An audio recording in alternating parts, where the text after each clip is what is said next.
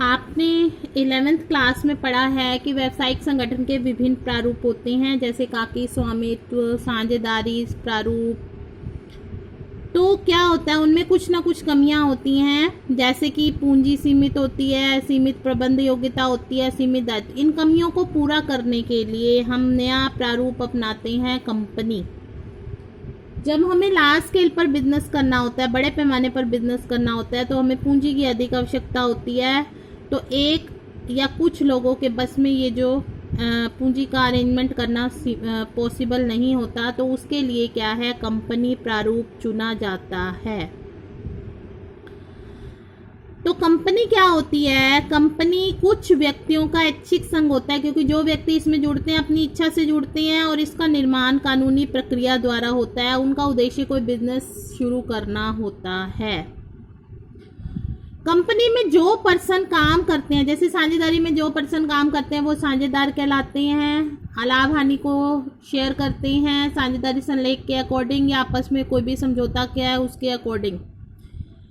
लेकिन कंपनी में जो लोग जुड़ते हैं वो या तो उसके मेंबर कहलाते हैं, सदस्य कहलाते हैं, या अंशधारी कहलाते हैं, शेयर होल्डर कहलाते हैं। कंपनी की जो पूंजी होती है, जैसे अलग अलग लोग लगाते हैं, टोटल पूंजी वो होती है। कंपनी की पूंजी छोटे छोटे भागों में बटी होती है, और छोटा भाग क्या कहलाता है? अंश। अब जैसे कंपनी क्या है, कंपनी का मीनिंग, कंपनी कानून द्वारा निर्मित एक कृत्रिम व्यक्ति है। कृत्रिम व्यक्ति किसे कहते हैं? ये एक व्यक्ति की तरह काम करता है। इसका व्यक्ति की तरह शारीरिक संरचना नहीं होती, लेकिन व्यक्ति की तरह सारे अधिकार होते हैं, दायित्व होते हैं। इसका अपना अलग अस्तित्व होता है, क्योंकि ये अपने नाम से बिजनेस करता है।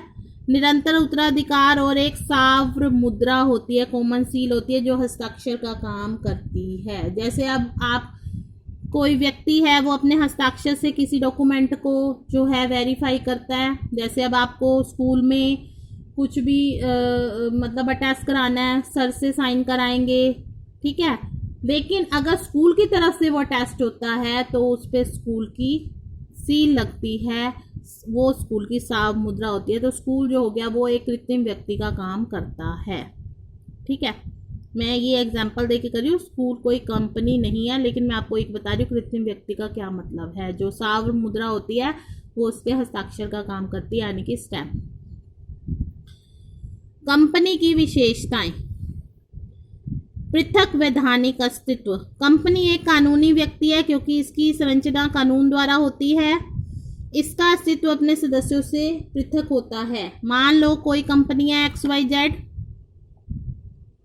XYZ, मान लो कोई कंपनी है, उसमें ABC कोई साझेदार हैं। अच्छा, एक बात और, कंपनी के साथ लिमिटेड या प्राइवेट लिमिटेड होता है लिखा हुआ, ठीक है। ये लिखा जरूरी होता है, इससे पता चलता है ये कंपनी है। इसमें ABC कोई जो व्यक्ति काम करते हैं वो इसके सदस्य होते हैं। XYZ का अस्तित्व ABC से अलग होता है। XYZ अपने नाम से संपत्तियों का क्रय विक्रय करेगी, बैंक में अपना अकाउंट खोल सकती है, अपने नाम से कॉन्ट्रैक्ट कर सकती है। अगर कोई किसी को धन वसूल करना है वो XYZ लिमिटेड से करेगा, ABC से उनका कोई लेना देना नहीं है। स्थायी जीवन। कंपनी के जीवन काल पर उसके सदस्यों के अवकाश, ग्रहण, मृत्यु, पागलपन, दिवालियेपन का कोई असर नहीं होता। मतलब कंपनी लगातार चलती रहती है, सदस्यों के आने जाने का उस पर कोई प्रभाव नहीं पड़ता। इसके संबंध में ये कहा गया, आपने शायद पढ़ा होगा, मेंबर्स में कम, मेंबर्स में go, but company goes on forever. अंशधारी आते रहते हैं, जाते रहते हैं, लेकिन कंपनी हमेशा चलती रहती है। Limited liability. लिमिटेड लायबिलिटी का मतलब ये है कि जो अंशधारी जितने पैसे लगाते हैं कंपनी में, मान लो आपने 1 लाख रुपए लगाए, 2 लाख रुपए लगाए, तो आपका उतने तक ही दायित्व सीमित होगा, उससे ज़्यादा का नहीं। कंपनी की सार्व मुद्रा होती है और नहीं भी, मतलब सार्व मुद्रा मतलब कॉमन सील होती है, जो कंपनी के हस्ताक्षर का रोल प्ले करती है, और कंपनी के सभी डॉक्यूमेंट्स पर वो होनी चाहिए। Transferability of shares.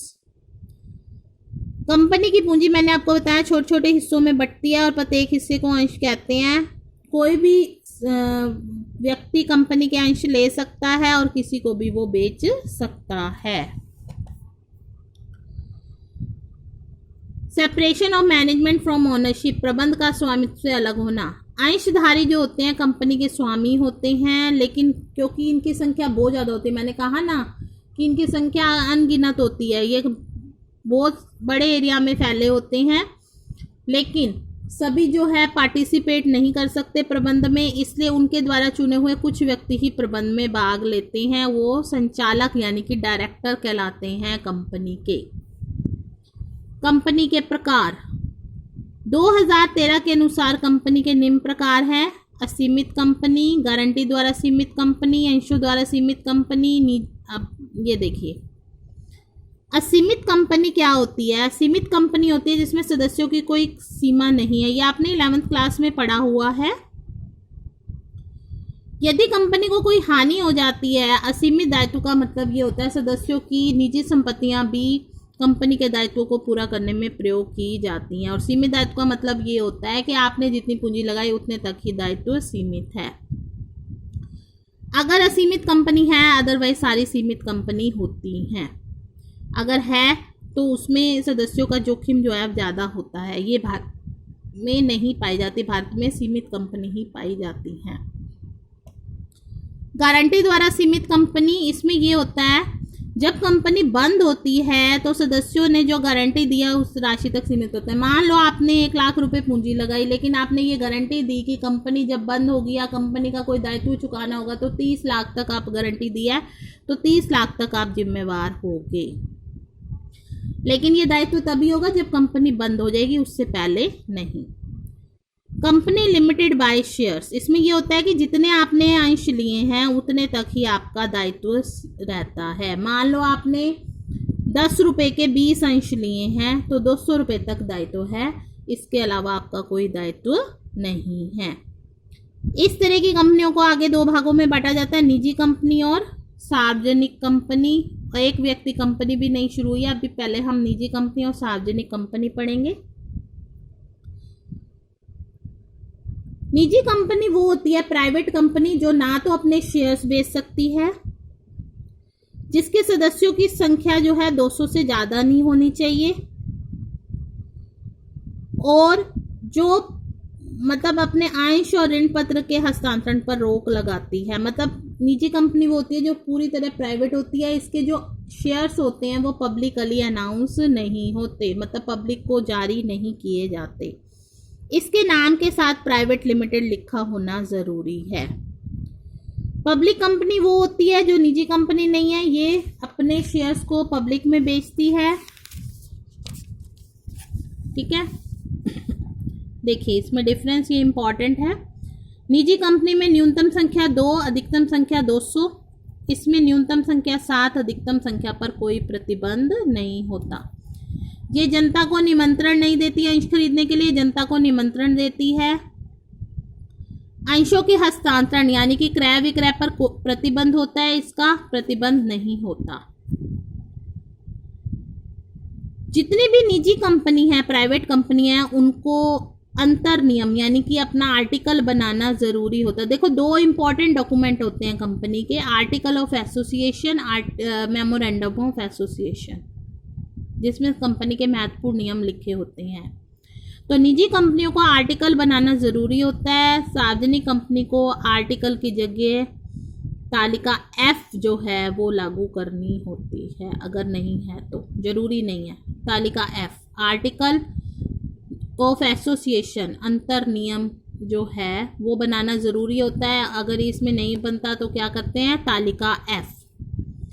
इसमें कम से कम 2 डायरेक्टर होने चाहिए, इसमें 3 डायरेक्टर होने चाहिए। इसमें प्राइवेट लिमिटेड शब्द यूज़ करना ज़रूरी है, इसमें सिर्फ लिमिटेड शब्द, ये आपको याद करना है अच्छे से। अब देखिए अंश, कंपनी की पूंजी छोटे छोटे भागों में विभक्त होती है, इसको प्रत्येक भाग को शेयर कहा जाता है। जैसे कंपनी की पूंजी 10 लाख है तो 10-10 रुपये के 1 लाख हिस्सों में बटा है, तो 10-10 रुपये का एक हिस्सा जो है वो अंश कहलाएगा। इसका मतलब कंपनी के अंश है 1 लाख। ये कंपनी की संपत्ति होती है, इसे हम विक्रय मतलब इसे बेच सकते हैं, कोई व्यक्ति ने गिरवी भी रख सकता है, इसकी वसीयत भी की जा सकती है।